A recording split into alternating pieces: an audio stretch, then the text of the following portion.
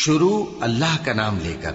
جو بڑا مہربان نہایت رحم والا ہے۔ کاف ہا یا عین صاد، یہ تمہارے پروردگار کی مہربانی کا بیان ہے جو اس نے اپنے بندے زکریا پر کی تھی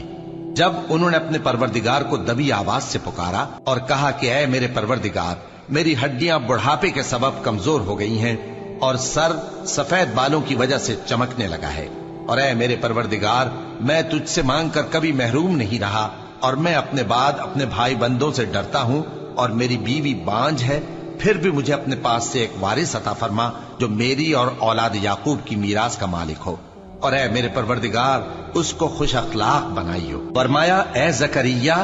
ہم تم کو ایک لڑکے کی بشارت دیتے ہیں جس کا نام یحییٰ ہوگا، اس سے پہلے ہم نے اس نام کا کوئی شخص پیدا نہیں کیا۔ انہوں نے کہا کہ پروردگار، میرے ہاں کس طرح لڑکا ہوگا جبکہ میری بیوی بانجھ ہے اور میں بڑھاپے کی اس حالت کو پہنچ گیا کہ سوکھ گیا ہوں۔ حکم ہوا کہ اسی طرح ہوگا،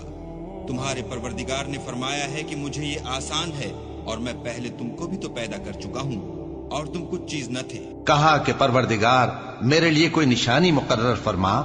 فرمایا نشانی یہ ہے کہ تم صحیح و سالم ہوتے ہوئے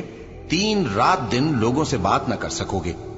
پھر وہ عبادت کے حجرے سے نکل کر اپنی قوم کے پاس آئے تو ان سے اشارے سے کہا